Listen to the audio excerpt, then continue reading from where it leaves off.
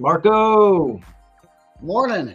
Good morning, man. Hey, we haven't done a show in a while. I was out in Vegas, and it was fun as always, but I had some tough beats. I know you were watching from home. I had that 24-1 shot. You gave me a nice pick on Friday, by the way, with that Swearingen first-time starter. That was a nice one. The Arky Bread. Yeah, I paid $18.20. But man, the Saturday, the second to last race at Turfway, I lost by a freaking head bob with a 12-1 shot. It was a nice horse for course angle. It was 2 for 2 at 6.5 to cut it back, and it just missed by a head. And we had a couple other bad moves, couldn't get in. But man, how about Dylan? No, that was awesome. Dude, he was right there. I thought he was gonna win it all. You know, I really felt good about him doing it. It was just a weird sequence. Like nobody made any ground, and it was interesting. A horse that I really liked, that I gave out to my private group. He actually picked at the final table. It was 21-1. And it just stumbled badly out of the gate. And I feel like that one could have ran a big race if that didn't happen. I'm definitely going to bet that one back. And then it was just kind of weird. Like the final table, my thoughts. I talked to Dylan about it, and I talked to a few other people. It seems like it's been kind of boring the last few years.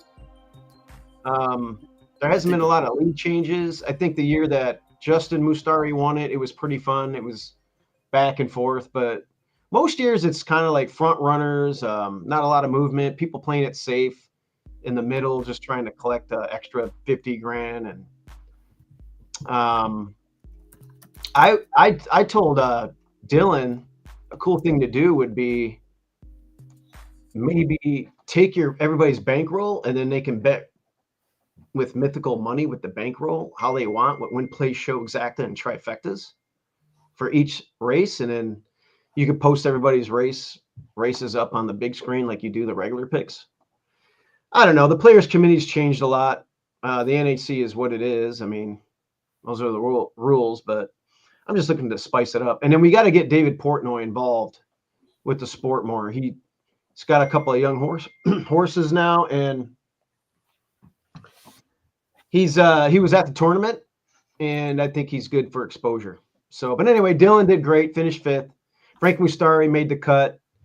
He was trying to make a move. It didn't work out, but he made $10,000, and overall it was a good experience. Got to see a lot of people. And how about Texas Mike? Texas Mike won a BCBC and an NHC seat during the tournament online. So that was good. That must have been a fun day.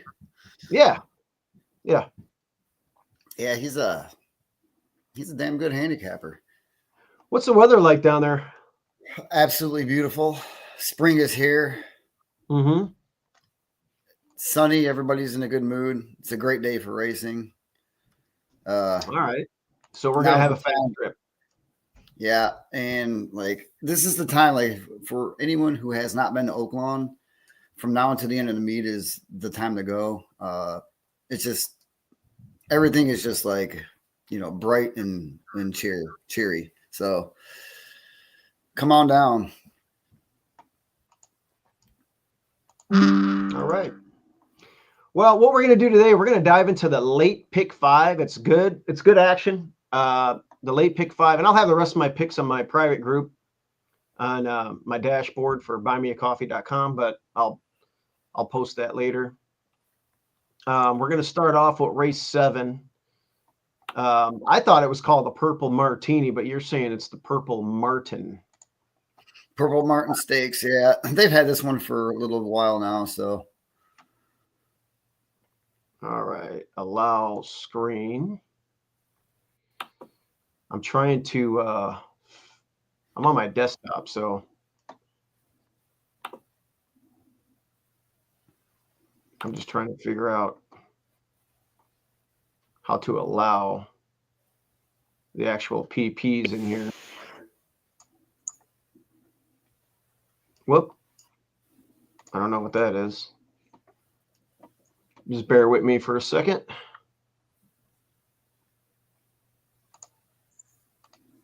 Share screen.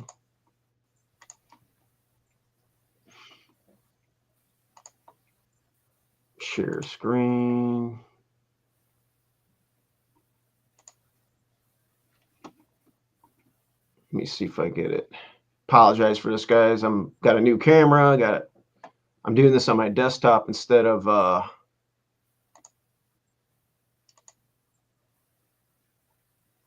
my laptop.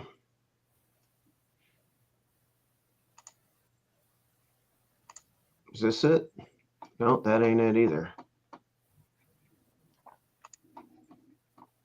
All right.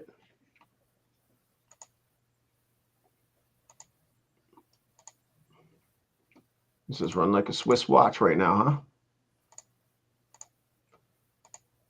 Let me figure out how to do this.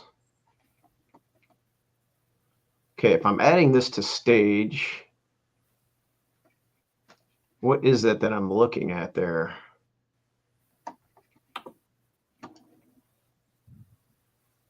Oh, that's the actual. Okay, I gotta get that out.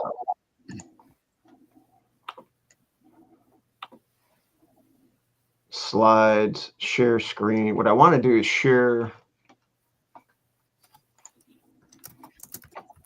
the PPs on the screen. Unbelievable.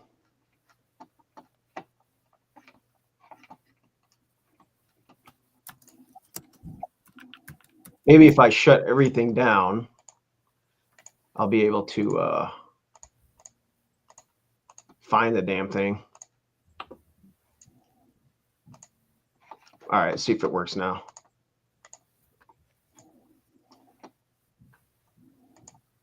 Oh, there it is. I found it. Ah, boom. All right, we got it. Anyway, so looking at this race here, Marco, the first race, where did you land here? I think you went to. I'm on the inside. Yeah, you're on the inside. Tell me what you like about accelerating. Well, it's basically what's not to like. I know the horse is coming off a layoff since last August. I think Asmussen is going to be heating up here from here on out. He's got this horse. I like the inside post for running less distance, but the rail is still a little deep in my opinion, and it's not going to get as much traction. If this horse can break out and kind of take like the 3 path, you will have a little. You might bump heads with the 4 here. It's another pretty quick horse, but that horse, hasn't went over 5.5 furlongs with success. So I'm going to stick with Asmussen. He's 2 for 2, won both races easily in hand. So I'm not going to try to fix what's not broke. There's only one thing on this horse's mind, and that's just to get out and go and not look back. Yeah, I'm against both the 1 and the 4. Well, 1, it's a New York bred coming out of, a race out of Saratoga. We haven't seen it in a while. Drawing the rail. I mean, look, route races, I like the rail. Sprints, I don't. Now, I had a good discussion with Dylan Donnelly about this. He likes the rail. It doesn't matter if it's a sprint or a route. I've just had a lot of bad luck with the rail on sprints. Horses getting tangled up in there.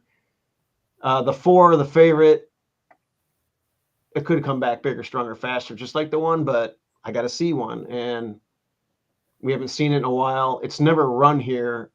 It's never worked here. I'm just kind of against it. The 5 is a bomb that I like. And this is one, it's cutting back. It ran in that honeybee. I don't know. I mean, maybe they're getting, the Oaks fever type thing. They're getting back to reality today, and nothing won. I have the Rebel card notes. I mean, the top 2 finishers in that race were 1, 2 throughout, and the third, it was basically a merry-go-round. And you saw that on the Rebel card. The rail was super good.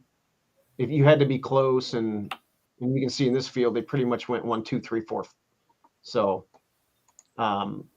cutting back, getting back to a sprint. Ran a really nice race back in January here. And I love that drill on March 15th. I mean, just 47-1 is smoking, 1 out of 56. I think this one's ready for, a tote blower. It could blow up the tote here. And then I went with Glee as my backup on the outside with Asmussen there. I thought that was a pretty good race there. In Texas on a strip that was also speed favoring everything that day. I was at the tournament that day. Everything that day won on the golden rail. That was the biggest golden rail I've ever seen in my life. And that is saying a lot. But if you go and look at the chart of every race at Sam Houston on January 25th on the main track, as a matter of fact, Asmussen that day won a stake with a 42-1 shot that, looked a little light on paper, but I knew it was going to get the lead, and it kept going. Unfortunately, I didn't have enough money. I blew my wad on Sandman and the Rebel before I can get to that race, but that's a whole nother story. Point being, I ran against the flow that day, and I think these are the 2 horses that I want in this race. So it'll be interesting. Yeah, another one I thought was interesting was the 3 Kentucky Smoke Show. Third off the layoff, also cutting back. And he can make up some ground later on if the pace gets a little spicy, which it might. And then he ran this distance in a slop before the layoff, didn't do good, but maybe he just didn't like the sloppy track. But I think this one can definitely get in. If you can't catch the leaders, this one is the one that can run up into the exotics for sure. Okay. Yeah, absolutely. But, I mean, every race, I respect Chris Hartman, as you know. And Bacon, he's been riding well. Although yesterday with Waco, I don't know what the hell was going on with Waco in that race yesterday. I had a nice large win bet on him in the Twin Spires contest, and he looked like he was going to range up and just romp. And I don't know if he lost his irons or what. It was the weirdest ride I've I ever don't seen. think But he anyway, lost his irons. He stood straight up in the irons, like he was standing up on the horse, and those reins were something tight. wrong with the bit. He pulled that horse all the way to 5th place after I thought he was about to roll right past, and then he stood up in the irons, relegated back to 5th, and then started whipping the horse, and then ends up 3rd. I don't get it. I don't know what happened. The only person who does, totally bizarre. yeah, maybe Bacon. He'll tell you later. It was really bizarre. Anyway, I like Kentucky Smoke Show as well. I think this one will have to run a little bit faster, but it makes a lot of sense. All right, let's move over to race 8. Race 8 is a 20,000 claiming event going 6 panels. I don't have a lot of guesswork here. I like the 9. I think the 9 is, and you like the 9 as well. Business model. Jacobson is this race is loaded with pace, and this horse sprinted successfully before, and it has a beautiful drill coming in. And Jacobson's been having a decent meet. I mean, he's been sneaky good. He's got 82 starters, only 10 wins, but he's won some decent races, and he's a respectable trainer. So this horse has been voided at the claim box 3 times. I don't know what's going on, Marco. I'll mute, but anyway, this horse has been voided at the claim box 3 times, twice at Aqueduct, once at Churchill Downs. But I don't know. I feel like he's got this one ready and cranked up. And the cool thing about this horse is he's protecting it today. It's not in for a tag, even with all those like voided claims, and it was in for a tag 2 back for 20, and he brings it in here with a nice work tab, and he doesn't want to lose it. He's got it where he wants him. He's got this horse right. And I think you're going to see him wind up with a big kick and, run a huge race here. Not a tough race, as I scroll through it. The 1 is my backup. Got you back, Marco. The 1 is my backup with Christian Torres and Aaron Shorter, just stepping down from 35, second off the layoff. So I thought that one could make a move. But I think you're right, Marco. With me, business model, I think Jacobson is protecting this one, and he's got it ready. Yeah, and I did notice yesterday, I noticed a lot of the horses were coming off the pace. Mm-hmm. Yesterday, one came from dead last and won. Had to pull it right across. I haven't seen it much at Oaklawn this year, but that track might be playing a little bit more. Well, last week it was speedy on Friday. No, they were coming off the pace on Friday, speedy on Saturday, and then kind of even on Sunday. It was playing really weird last week. It's hard to get a gauge on it. But if you watched the first 3 races early, you were able to develop a better opinion on race flow and have more confidence in picking either a front runner or a horse that would come off the pace. Sometimes you have to do that with Oaklawn. So pay attention to the early races today. See how the race is playing before you dive into this pick 5.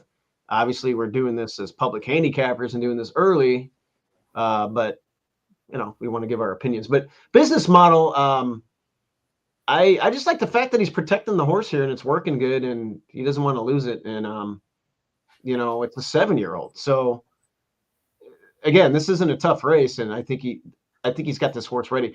9-2, I would pound this horse. Yeah. This you should get all the run out of this horse. A very good trainer, and Santana is a very good jockey. So the connections are there. You're working out good. The question is, it looks ready. So, but that first race back is always a tough one. So you have Espionage as your backup for the Mike Hewitt barn. I like this horse. I've used him a couple times this year. Runs a pretty good race almost every single time. Very consistent. He's 12 out of 14 or 11 out of 14 in the money here at Oaklawn. This one's going to try to get out there early and make his way with the pace. And I think the 9 is the one that's going to come and nip this one. So that's going to be my exacta here. Okay. Yeah. I think it's all about the 9. We'll see what happens. Let's see if Business Model can get it done for the Jacobson barn. Race 9 is a $50,000 claiming event. 6 panels, $65,000 pot. And we both like the 3. However, I got the 9 on top. Tell us about the 3 horse before I dive in. You got congrats on 50. Well, I love the jockey. Obviously, he's one of my favorite jockeys here at Oaklawn. And like I said, I don't know how the track is going to be playing out. So I took a closer last race, and this one I'm taking a speed horse. I'm just kind of picking and choosing my spots with this one.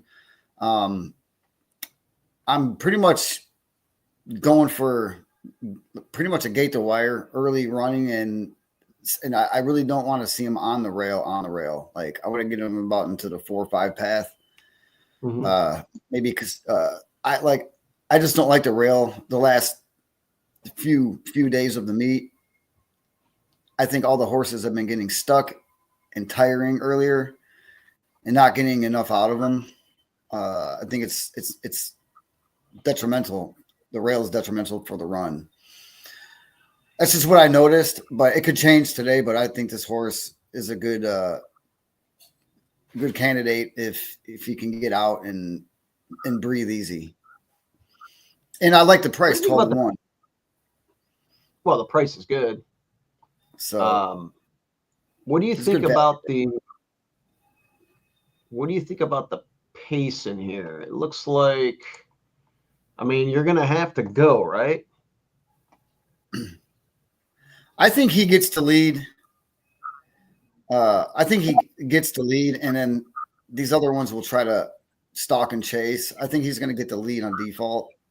At least that's what I'm going for. Yeah, it's not as fast as I think he does get the lead. I do like this pick. I do. The 4, the 4 has a big early time form number, but it hasn't shown a lot of gate speed in the last 2 races. That could be a sign of it going in reverse. And it's interesting. I'm not a huge fan of this 4.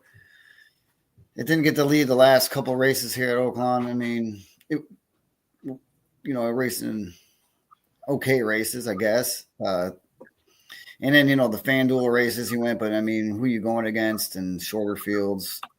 So yeah, the 3 is my wire candidate. That's if he gets out there, I think this horse can take him all the way around. Okay. I went with a price in here. I went with Morello for the Asmussen barn. This one here, it's getting back to, it hasn't, look, the Oaklawn races, when you at first glance, you're looking, you're like, you're 0 for 4. Well, you're running in the Whitmore, and you're running against Edge to Edge, CZ Rocket, Tejano Twist, Skelly,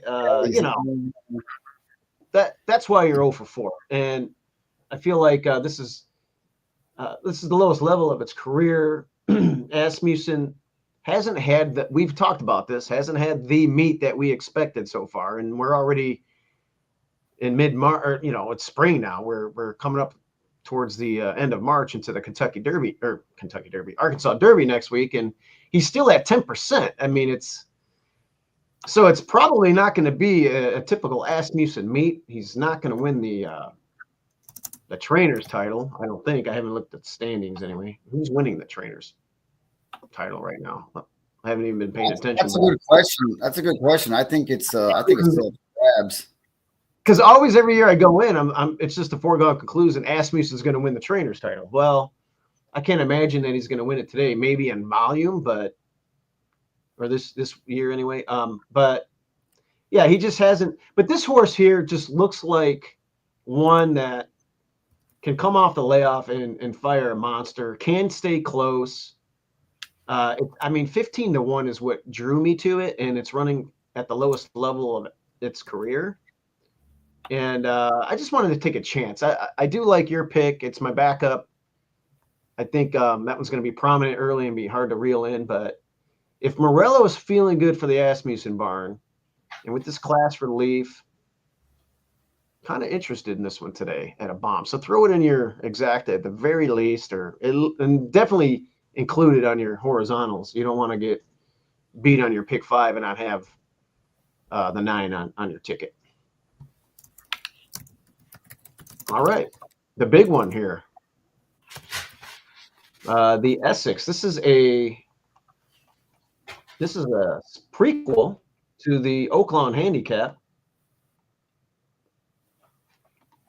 and we both like the one here. We both like Red Route 1. Tell me what you like about him. I think this race is very speedy, and it's gonna be later in the card where I think a lot of the closers do better later in the cards than earlier in the cards. I think this one is going to be sneaky. I think last couple races people are fading Red Route 1, and this is a horse that could come very late, take them all, and if everybody fades them to enough where you're getting 15-1, you have to play this horse at 15-1. You don't let it get away, because this horse, Red Route 1, is very capable of winning this race. Yeah, we have a big scratch in here. Maycox Bay was going to inject speed at 2-1. That could be good or bad. The horse is pretty fast. Isn't a need the lead type, can sit just off, but so that helps out. Tarantino will inject pace along with Patriot Spirit, who's probably going to be your pace setter. And Kinetic's going to press. I would guess Speed Bias will still probably not going to get the front, so I don't know what to expect out of that one. But if they do decide to go, things can get weird. But not good enough. Yeah, Red Route 1 is one that it's another one that ran against that crazy rail bias Rebel Card Day. That's why that race looks really, really ugly.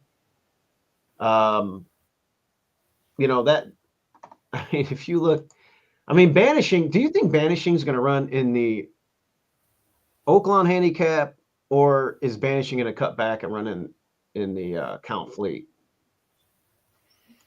Because if you look at this, Alexander Helios ran off the screen. Banishing has been just in great form. That was a tough race. And, of course, you had First Mission in there, who just missed. He was a lukewarm favorite. I bet him that day. But that was a tough field last time. And you had to be close and on that day. And he had no shot from the 12 hole with his running style. Now, 2 back, it was a little glibby, muddy, 9 panels, non-threatening 4th. And then before that, the Clark. So, I don't know. This is an easier spot. And I feel like, can just sit there and chill and wind up going into the turn from the 3/8 to the quarter pole and then just make a big move down the lane. I don't see anybody sneaking away. And another one that's 15-1 that just can run a monster today. I agree. I like this horse in this spot, and I like the 1 hole. So, yeah, the one. Well, it's not a big field. I think it's obviously going to be a rider's race. Whenever you're in these stakes races, but how do you get in trouble with how many? It's a 6-horse field. I mean, getting in trouble in a 6-horse field would be just asinine. So just, I don't know. There's not much, imagination here. You break clean and you just sit on the rail, let all the other horses do what they want to do, get in your nice gallop and wind them up. And hopefully he can return to some of that glory. I mean, the Oaklawn Handicap was a really nice race last year. Ran really well in the New Orleans at 9 panels as well last year. I'd like to see him get back to that form. And I think for Asmussen to show the confidence to run here, kind of tells me the horse is probably feeling pretty good. The drill on March 16th last week was good. This is not a fast early workhorse, and that was a good drill. And what is that, 48-1? So in the Essex, let's see if Red Route 1 can upset the apple cart at 15-1. All right, we're going to go into the nightcap. The nightcap is a 20,000 non-2 life event. This is for state breds, of course. And I think, as always, me and you are, well, actually, we both like the 2. The 2 is Reveille Valley, or however you pronounce it, for Burl McBride. Nice win last time. Maiden score, light ball play. A lot of times these can keep going. When you're facing winners, it's how high the ladder are you going. This is an ideal spot. They're not trying, like an A other than or anything like that. So the 2 makes a lot of sense. Let's go on the far outside. You have the 10. I have the 11. Why don't you tell me about bomb that you have here at 20-1, 222. 222. Well, the connections like that didn't run bad opening debut. Respectable third in the maiden 40, and then stepped up to the big rankings. The maiden special weight for the Arkansas breds. Looks like a really crappy line. Just kind of broke out and did absolutely nothing. And then came back, dropped in against a little bit older horses and open company, and won. I thought that race right there was pretty impressive considering, with going against open company and against older horses. And it was in the slop. Hopefully he's just not a mutter. And it wasn't really sloppy. It was kind of just muddy. Muddy. Yeah, it was actually not sloppy muddy. It was kind of, well, so that's even better. To me, that was an impressive race. And you're going against winners for the first time, but these are the kind of connections that can, get over that kind of adversity, whatever you want to call it. And you're also stretching out to a distance, 2 turns. That might be a question mark, but I think this horse is in good hands, and I'm going to see if Moquette just got the keys to this horse and got him right. And you're on second time blinkers as well, so maybe you can just improve a little bit more. Yeah. For me, I like that pick. I like, second time blinkers too. I don't know if you mentioned that. That's yeah. That's a good angle to have. And it won with the blinkers. So it might be, it's probably going to get out there and be prominent early. I think my pick's going to be prominent as well. Holus Bolus. Now, Ramirez Rodriguez claimed this outfit is very respectable. We know the operation, and they claim this horse and run it here, and they're stretching it out. It did run well last May at a mile. It got its biggest number ever. I want you to see a replay of the start last time, and it just kind of lost all chance here out of the 5-hole. And you'll see it stumbled badly here. So there's it. It just lost all chance here. So, what do you take out of that? I mean, that's now it's stretching out, and I like that the connections are doing that move. But it lost all chance last time, so the line is uglier than it looks, and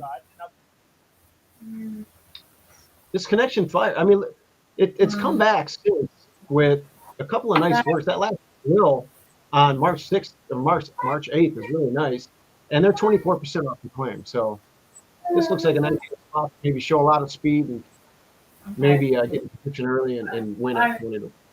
Actually, it's 7-2, but yeah, I've always liked this horse. Plus, yeah, with Rodriguez and Torres on the claim here, I think also he's in better hands. I mean, they just always get it right, it seems. The bad thing is you're never going to get a very good price a lot of the times.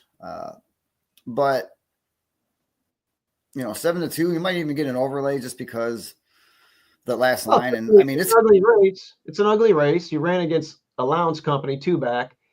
The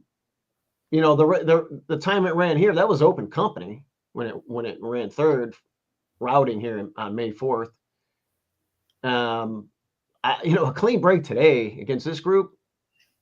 Yeah, I was just going back and looking at it. I was like, I don't know who people are going to gravitate to for the betting.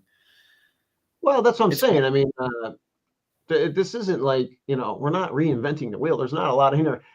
Hara's on the 8, who's in decent form, but just kind of like runs its race. Boy, she won 2 races yesterday. I was just about to bring that up. She won 2 races yesterday. She won on that favorite, and Blessed Vision, she won on a bomb, 26-1. Yeah. And I actually liked that horse before the day started. And I did not take that horse because I didn't know she was going to get there. I kind of lost faith in her as the year went on. And I wish I didn't, because that was a nice hit. Because I actually liked the horse that she was on. I just couldn't pull the trigger, because when you're 0 for 70, it's very hard to select. I'm sorry. It is. Well, she's feeling good now, and I'm glad she won a couple of races. Her confidence might have been waning, but she kept it going and won a couple of races. I obviously want her to lose here. The 5 stuck in snow. Last time it ran for 35 open. 2 back, it ran a really big race, so that one could run well.